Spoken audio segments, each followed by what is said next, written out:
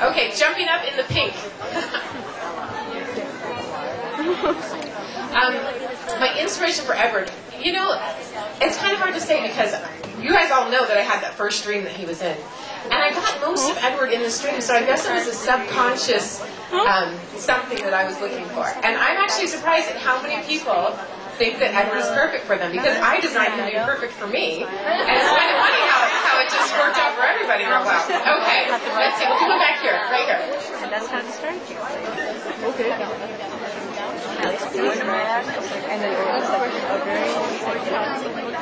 Okay, she wants to know, when I'm writing my stories, if I think of Bella as myself or like my daughter. Closer to my daughter, because she is not me. We do things very differently. Let me tell you, I would not have gotten myself into many of the messes that she gets herself into. But I'm also not as brave as she is. I don't know if I'd have the courage to like, yeah, I'm just going to give it all up and go be a vampire. I would probably be like, oh, wait a second here. You know, there's a lot of things that I might not want to give up. So I don't think of myself as being one of the characters when I write. I sort of turn into Bella. I have to. And when I write for anybody else's story, I have to be Rosalie a little bit. I have to step into Jasper's shoes. I have to be everybody a little bit. But at the same time, I'm not thinking, I'm going to write about Stephenie. I mean, Bella. You know, it's not like that. Okay, right here. Yeah, well, I'm going to see her talking for real. I am totally. The vampires in Denali, you know, Laurent went away and didn't come back. And so they were curious about that. They were aware of Victoria. They didn't know what she was looking for, but she told them. You know, Victoria's not worried about making trouble for the Cullens, right? Okay, in the red sweatshirt back here. What was your inspiration for Jacob? My inspiration for Jacob, actually, okay, a hugely embarrassing story. This part isn't the embarrassing part quite yet. When I was 14 years old, I went to a church dance, and there was a family there that the father was presenting, the mother was doing Indian Sign Language. They were Navajos, and their 14-year-old son did a Navajo hoop dance. He was a hoop dancer, and I was blown away by this kid. Let me tell you, his name was Jacob, and later at the dance, he asked me to dance. So that began my lifelong love affair with all things Native American. I got very into the culture and the stories. And a few weeks ago, I was in Phoenix doing the big eclipse event there, and this girl got up to the front and said, I'm Navajo, and I really appreciate how you have portrayed Native Americans. I said thank you. And she said, and I'm curious, is that Jacob Sanchez that you were writing about? And I was like, oh my gosh. And so I didn't have time to recover, so she could totally tell that I was like, yeah, fine. Okay. Not at all horrifying. Okay, I can do two more questions. In the blue, right here. I saw a blue. Yes, you.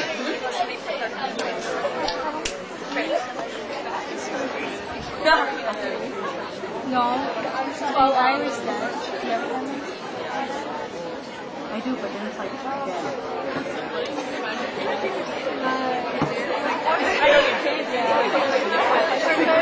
Okay, she is asking about Bella as a very weak idea of a feminist character. I have gotten that many times. Is Bella an anti-feminist character? There are two reasons why people ask that. One is that she's always having to be rescued. And my answer for that is I am not anti-feminine. I'm anti-human. If you were surrounded by superheroes all the time, she can't do the things that everyone around her can do. But Alice and Esme and Rosalie, you know, they kick butt. They rock. So it's just the fact that she's human. Now, when it comes to her relationship with Edward and whether she is too involved in that, when I was writing the story, I did not have any interest in writing about a normal high school romance. Didn't do anything for me. I wanted to write about that elusive love that people want to believe exists, that I've never experienced myself. I love my husband. I had, you know, my fair share of boyfriends in college that I was all romantically interested in, but not one of them would I have changed my life for. I'd be like, whatever, you know, I was who I was. But I wanted to imagine the kind of love where you would change everything, where it would change your whole life. In New Moon, where Bella is completely wrecked by losing Edward, I was not trying to model that after the idea of a girl who gets broken up with in high school. In my head, this was someone who's been married for maybe 10 years and is widowed. You know, that's what I was trying to portray, someone who honestly loves this person more than her own life. And I don't think there's anything wrong with that. I do think that it's very wrong to let your boyfriend dominate your life in a general, normal relationship. I didn't want to write about a normal relationship. I wanted to write about something that transcended that.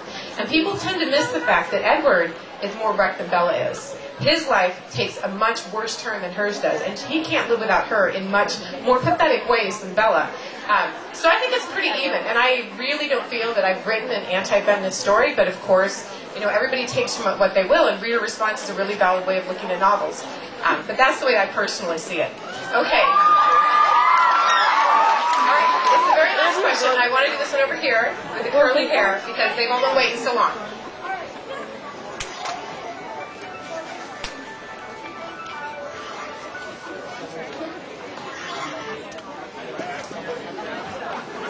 What? Yeah? Yeah? If Jacob had imprinted on Bella, yes, it wouldn't have affected Bella's feelings for Edward. She still would have her freedom. Jacob just wouldn't have his, and he would have had no hope of ever moving on, and he would have to want for her to have what was best for her, so he would have to step out of the way. In fact, he would have been less confrontive if he had imprinted on her, because he wouldn't have been able to deny what she wanted. At the same time, he knows full well how she feels about him. He knows much better than she does, because she's so, blinders all the time. I don't think that I know people get angry with Jacob, but to me, I can just sense this desperation of this poor kid. And he can see it. He looks at her and he knows that she loves him. He can't see the Edward, that's harder for him, but he knows that she's lying for something. All he just wants is for her to see that. And in the end, he wouldn't do anything differently, not one thing. He gets his heart broken, oh yeah. But he knows he tried, and he did everything he could, and that's what's important to him. So he's okay with how it is. He's not happy, but he did what he wanted to do. So you're very welcome. Okay. Thank you guys all so much.